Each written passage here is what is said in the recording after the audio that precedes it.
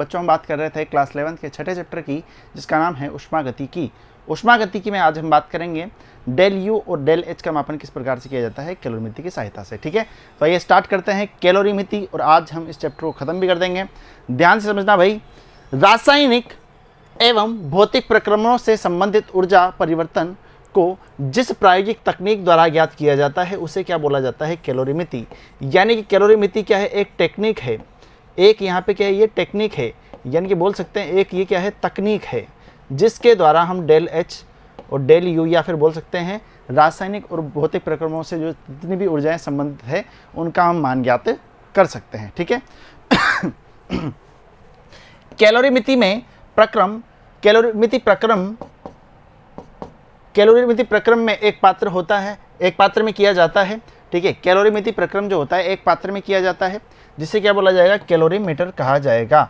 अब कैलोरीमीटर क्या होता है उस बात पे थोड़ा सा ध्यान से यहाँ पे गौर करना। ठीक है, चलो जी, यदि हम बात करें यहाँ पे तो एक काम कर लेते हैं, पहले कैलोरीमीटर आपको बता दूं, है ना, उसके बाद में इसकी हम बात करेंगे। चलो इसको देख लो आप, है ना, डेल यू का मापन कैसे करेंगे। पहली बात तो दो स्थितियाँ होती है, पहला तो क्या होता है, स्थिर आयतन हो, और दूसरा क्या हो, स्थिर दाब हो। ठीक है, अब डेल यू का मापन किस प्रकार से किया जाएगा, उसका नाम क्या रहेगा, ध्यान से समझना। इसको कर देते हैं साइड में। डेल यू का निर्धारण एक विशेष प्रकार के कैलोरीमीटर में किया जाता है, जिसका नाम क्या है, बॉम कैलोमीटर। ठीक है, क्या नाम है, बॉम कैलोरीमीटर। इसकी सहायता से आंतरिक ऊर्जा में परिवर्तन बोले तो डेल यू, ठीक है, या फिर आप इसे डेल ई के नाम से भी जानते थे। ठीक है, हमने ज़्यादातर इसको डेल ई के नाम से जाना है। ठीक है, कि डेल यू या फिर डेल ई ज्ञात किया जा सकता है। चूंकि प्रयोग स्थिर आयतन पर किया जाता है, अतः डेल एच का मान सैद्धांतिक रूप से निम्न प्रकार से संबंधों द्वारा ज्ञात किया जा सकता है। यानी कि स्थिर आयतन की हम बात करते हैं तो यदि अपने पास में यहाँ पे ये इक्वेशन हमने पढ़ी हुई है, अच्छा यहाँ पे आपने शायद ऐसा कुछ पढ़ा होगा, है ना, del H equal to del E plus del n g R T, है ना, ये वाली बात है। तो आपने क्या देखा यहाँ पे, अच्छा यहाँ पे सर डेल यू लिखा है आपने और यहाँ पे डेल ई लिखा है, बात एक ही है ना।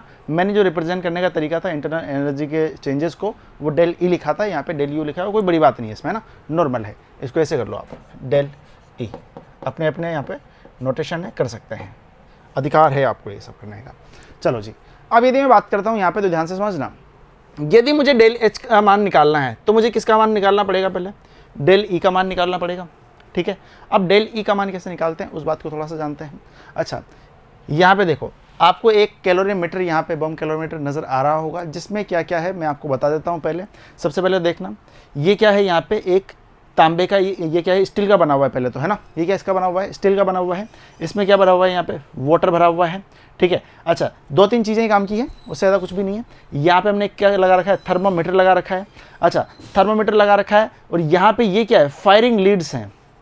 ठीक है, ये क्या है, ये वाली जो चीज़ दिख रही है ना आपको, ये वाली, ये क्या है, फायरिंग लीड्स हैं। क्या है भाई मेरे, ये फायरिंग लीड्स हैं। अब काम क्या क्या होता है, इससे पानी है ना, पानी। तो यहाँ पे क्या होगा, पहले हम क्या करते हैं, सबसे पहले कि इसमें पानी की बात कर लेते हैं। चलो एक बार बता दूं आपको, मैं यहाँ पे फायरिंग लीड्स होती है, फायरिंग लीड्स का क्या होता है, आर्क उत्पन्न करती है। ठीक है, यहाँ पे इलेक्ट्रिकल आर्क उत्पन्न करती है। अच्छा, ये क्या है, ऑक्सीजन इनलेट है, यानी कि इनलेट का मतलब क्या हो गया, यहाँ से ऑक्सीजन अंदर जाएगी। क्या होगा मेरे भाई, यहाँ से ऑक्सीजन अंदर जाएगी इस वाली जगह से। ठीक है, इस वाली जगह पे रखा जाता है भाई क्या, सैंपल। ठीक है, इस वाली जगह पे क्या रखा जाता है, अपना सैंपल यहाँ पे रखा जाता है। यहाँ पे एक प्लेटिनम का जो कप होता है उसमें सैंपल हम रखते हैं। ठीक है, और उस पर हम क्या करते हैं, यहाँ पे ऑक्सीजन गैस को यहाँ पे बाहर से डालते हैं। अब प्रोसेस क्या रहेगा उस चीज़ को थोड़ा सा ध्यान से समझ लो। ठीक है, यह स्टील का बना हुआ एक मजबूत पात्र होता है जो उच्च दाब सहन कर सकता है। बात बिल्कुल सही है। यह एक बाह्य कैलोरीमीटर द्वारा घिरा रहता है जो सामान्यतया तांबे का बना हुआ रहता है तथा पूर्णतया कुचालक होता है। एक थर्मामीटर और एक विडोलक जल में व्यवस्थित रहता है। अच्छा, यदि हम बात करते हैं प्रयोग के अंतर्गत प्रयुक्त यौगिकों की ज्ञात मात्रा यानी प्रतिदर्श, ठीक है, एक कप में, कौन सा कप, प्लेटिनम कप में ले लिया जाता है। अब सबसे पहले क्या करेंगे, क्रियाविधि को भी हम समझेंगे। उच्च दाब पर ऑक्सीजन के आधिक्य को, ध्यान से समझना, उच्च दाब पर यानी कि हाई प्रेशर पर यहाँ पे हमने क्या कर लिया, सबसे पहले ध्यान से समझो, पूरा का पूरा डायग्राम समझ में आ गया। अब क्रियाविधि यहाँ से है, हमने क्या किया, यहाँ पे एक प्लेटिनम का कप है, उसमें क्या कर लिया, कोई यौगिक ले लिया। अब उस यौगिक को यदि मुझे जलाना है तो किसकी आवश्यकता पड़ेगी, तो आप बोलोगे सर ऑक्सीजन की आवश्यकता पड़ेगी। तो हमने क्या किया, ऑक्सीजन को आधिक्य में लेकर के यहाँ पे इसके ऊपर प्रवाहित किया। ठीक है, इस पे यानी कि प्रवेश कराया। तांबे के कैलोरीमीटर में भरे जल का ताप, यानी कि जो स्टार्टिंग में जो पानी का यानी कि जल का जो तापमान था उसको हमने क्या किया, यहाँ पे नोट किया। ठीक है, किससे नोट करेंगे, तो आप बोलेंगे सर उसको थर्मोमीटर से नोट करना पड़ेगा। ये हमने क्यों लगाया है, ये उसी लिए हमने यहाँ पे लगाया है। ठीक है, थर्मोमीटर से हम क्या कर लेंगे, नोट कर लेंगे। उसके बाद में पदार्थ को ध्यान से समझना, ऑक्सीजन हमने प्रोवाइड कर दी। अब ये जो पदार्थ है ना, ठीक है, ये किससे कनेक्ट हो रहा है, तो आप बोलेंगे सर ये यहाँ पे फायरिंग लीड्स से। फायरिंग लीड्स क्या करेगी यहाँ पे, सर ये इलेक्ट्रिकल आर्क यहाँ पे उत्पन्न करेगी। इलेक्ट्रिकल आर्क उत्पन्न कर रही है, यानी कि यहाँ पे चिंगारी उत्पन्न होगी। जैसे ही यहाँ पे विद्युत आर्क उत्पन्न हुआ, इसने क्या कर दिया, यहाँ पे जलना स्टार्ट कर दिया। अब यदि ये जलेगा तो आप मुझे बताओ, जो यहाँ पे पानी है, ठीक है, यानी कि जो पानी है उसमें क्या होगा, जलेगा जो होगी उसकी उष्मा उसमें जाएगी पानी में। ठीक है, अब उष्मा गई तो यानी कि पानी यहाँ पे गर्म हो गया। अब जैसे ही पानी गर्म हुआ, हमने क्या किया, यहाँ पे सावधानी पूर्वक उसी समय थर्मोमीटर से क्या कर लिया, उसका टेम्परेचर नोट कर लिया। अब पहले टेम्परेचर बाद में टेम्परेचर, अब चेंजेस तो हम यहाँ पे पता कर ही सकते हैं, तो ध्यान से समझना। इससे पदार्थ का दहन हो जाता है जो उष्माक्षेपी प्रकृति का होता है, पहली बात तो ये ध्यान रखो।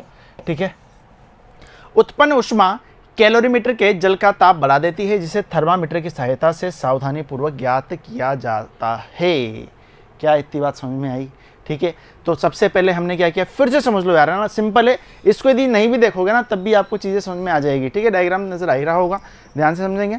यहाँ पे हमने क्या लिया, अच्छा डायग्राम यदि यहाँ पे नजर नहीं आ रहा होगा तो मैं इस डायग्राम को इस वाली जगह पे लगवा दूंगा। ठीक है, चिंता मत करना। ठीक है, चलो जी, वैसे तो नजर आ रहा होगा। इधर देखो, यहाँ पे हमने क्या किया, इस वाली जगह पे बाहर तो पानी रखा हुआ है, थर्मोमीटर यहाँ पे लगाया। सबसे पहले क्या किया, यहाँ पे पदार्थ रखा प्लेटिनम के कप में। प्लेटिनम की कप में जैसे पदार्थ रखा, ऊपर से ऑक्सीजन इनलेट कराई, यहाँ से फायरिंग लीड लगी हुई है, यहाँ से हमने क्या किया भैया, आग उत्पन्न की, आर्क बोल लो, विद्युत आर्क उत्पन्न किया। इसने जलना स्टार्ट किया। जलते ही इसकी जो यहाँ पे उष्मा थी वो कहाँ पे गई, जलने के बाद में उष्मा कहाँ पे गई, पानी में गई। पानी में जैसे ही उष्मा गई, हमने क्या किया, टेम्परेचर यहाँ पे थर्मामीटर को फिर से बोला, फिर से नोट करो भैया, फिर से मुझे बताओ कितना आया, और उसके बाद में तो कहानी आप जानते ही हैं। ठीक है, यानी कि बाद में अपना जो यहाँ पे तापमान रहेगा वो हम किसकी सहायता से, थर्मामीटर की सहायता से ज्ञात कर लेंगे। ठीक है, कैलोरीमीटर की उष्माधारिता ज्ञात करने पर अभिक्रिया में उत्पन्न उष्मा की मात्रा ज्ञात की जा सकती है। यानी कि हमने उष्माधारिता यदि ज्ञात कर ली, ठीक है, उसके बाद में उत्पन्न उष्मा को भी हम ज्ञात कर सकते हैं। चूँकि दहन अभिक्रिया स्थिर आयतन पर होती है, अतः ये डेल यू की ही माप देती है। ठीक है, यानी कि जो दहन अभिक्रिया होगी वो क्या होगी, स्थिर आयतन पे होगी, तो जो यहाँ पे निकल के आएगा वो डेल यू का ही मापन रहेगा। ठीक है, कोई दिक्कत यहाँ पे नहीं है, है ना। अब ऐसा मत सोचना सर इसमें थ्योरी ही है क्या, बिल्कुल हाँ थ्योरी ही है, कोई न्यूमेरिकल नहीं है, कोई डेरिवेशन नहीं है ना। सिंपल सा आपको डायग्राम याद रखना है, एक बार स्क्रीनशॉट ले लो, है ना, उसके बाद में इसको ख़त्म करते हैं। चलो जी, तो ये क्या था, कैलोरीमेट्री, जो कि लास्ट टॉपिक है आपके चैप्टर का। अब अगली क्लास में हम स्टार्ट करेंगे अगला टॉपिक जो है क्या, इक्विलिब्रियम, यानी कि साम्यावस्था। उसमें हम दो प्रकार से यहाँ पे साम्यावस्था को लेंगे, एक तो रासायनिक साम्यावस्था और एक आयनिक साम्यावस्था। क्लियर है मेरे भाई? तो वीडियो के साथ में बने रहो, पूरे चैप्टर टाइम से करा देंगे, चिंता मत करो। ठीक है, और अब आपको यहाँ पे वीडियोस यहाँ पे आराम से मिल भी रहे होंगे। ठीक है, चलो जी, थैंक यू।